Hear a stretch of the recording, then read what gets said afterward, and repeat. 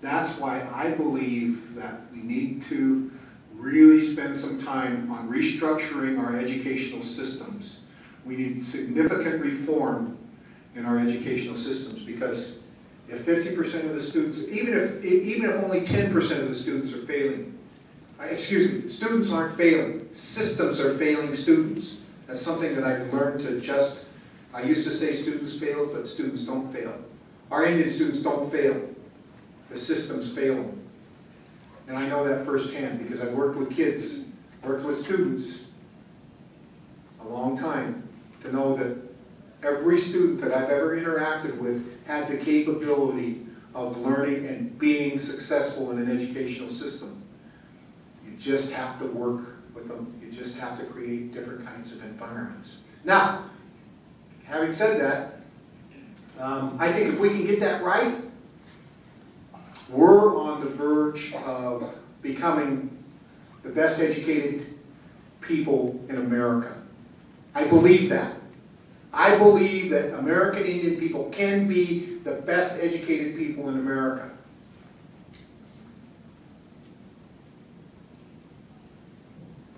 I believe that for the following reasons. First of all, we only have a small number that we have to work with. You know, we're not facing, you know, a tremendous task.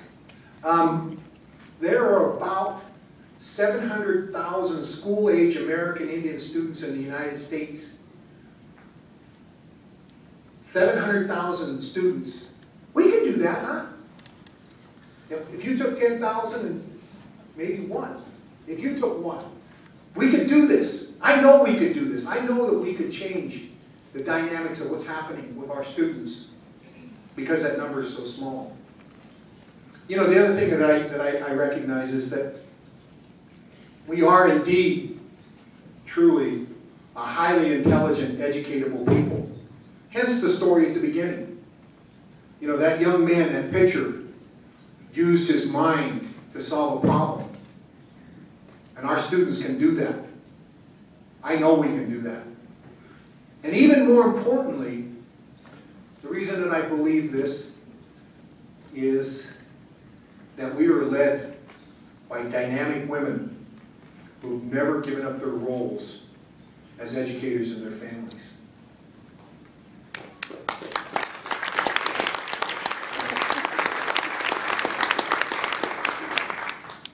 70% of the women who attend tribal colleges, or 70% of the students who attend tribal colleges are women, as is the students and the faculty and administrators. You know, I know the passion of a mother. I know the loving, caring of a grandmother. I know that our women are going to make a difference and continue to make a difference for our students. So, I say this, so what do we have to do to make this a reality? If we really want to be the best educated people in America, what do we have to do to make this a reality? First of all, no more excuses. Families, under all circumstances, must commit to education as a solution. No more using schools as scapegoats and undervaluing the importance of education. You can't blame the schools if you're not going to be in there helping them change. You can't blame the schools if you're not going to be educating your children at home at the same time. It requires a full commitment from everybody in Indian country at all levels.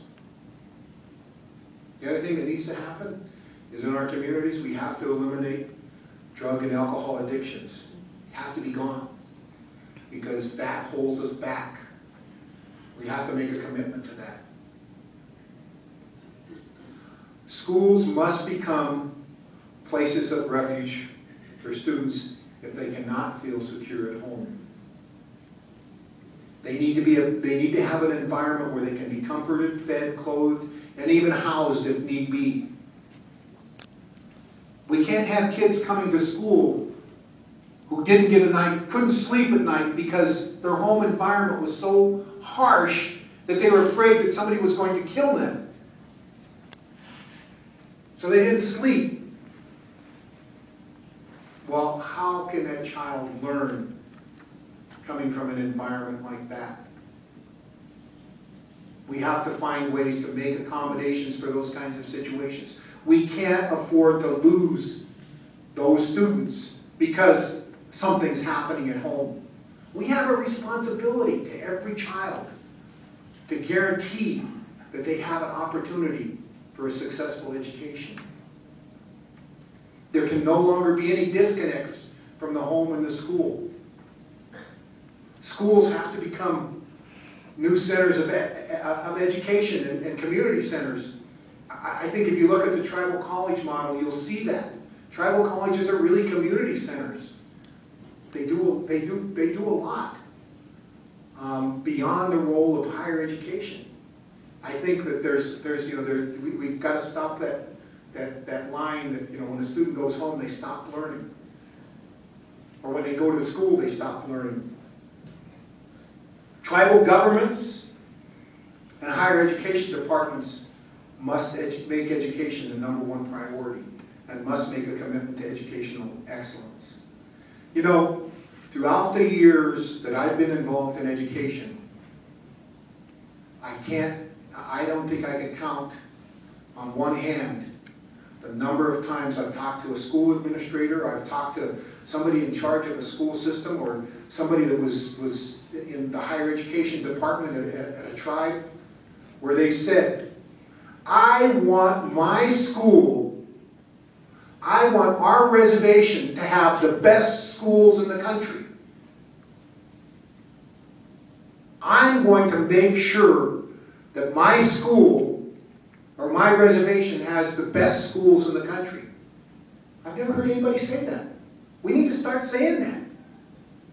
You gotta, if you're going to change and you're going to make education important, and we know how important higher education is going to be in the future, we need to make that kind of commitment. It's going to have to be a significant greater commitment than we've made in the past. Because what we're doing is not getting it, folks. That's the reality of it. The #1 priority. The other thing we have to do is we have to make learning fun again. We want our children excited about going to school. You get up every day and, I have a grandson who's 14 years old. And if it wasn't for his German class, he probably wouldn't go to school. His teacher in his German class is making that fun. Why can't we make education fun? It doesn't have to be grueling. It doesn't have to be boring. It doesn't have to be, it doesn't have to be a challenge. Let's make it fun. If we make it fun, then our students are going to want to be there, and they're going to want to learn. I know we can do that because I've done it with kids before. I used to run an Upward Bound program, and we made learning fun. We made that experience a positive learning environment, and we cared about kids. We loved those kids, and they knew it, and they would work hard. If you create the expectations in a child, at any level, if you create that expectation, students are going to rise to it.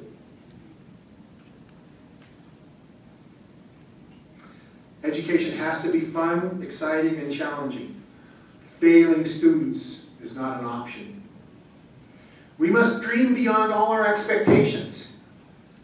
We can't be limited in what we know or what we see.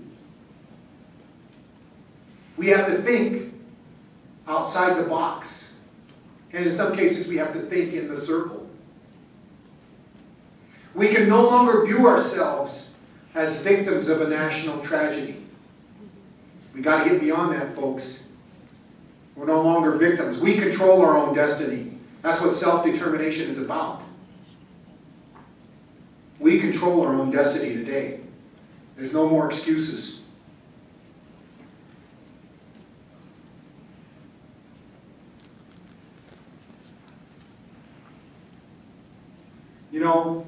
I think we also have to be comfortable in thriving and not just surviving. If we do these things, I believe that we truly will become the best educated people in America. You know, I want to personally thank each and every one of you, because I know you're here because in your jobs and in your lives, you care about people, and you care about Indian people, and you're making a difference in their lives. And you're going to continue to do that. I know that.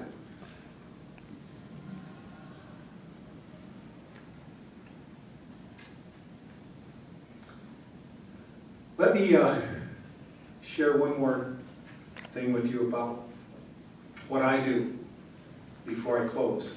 I'm the president of the American Indian College Fund. We raise money for scholarships for American Indian students. Last year we gave out over 6,000 scholarships to students across the country. Not only at tribal colleges, but other institutions. We do it because people like you support the American Indian College Fund. How many of you know about the Combined Federal Campaign? Okay. One of the first places, the boxes you can check, American Indian College Fund. Check it. You want to help us make a difference? You want to help us make that dream come true? Check that box. Because that money is going out to educate our students. Resources. And I hate to be so self-serving, but I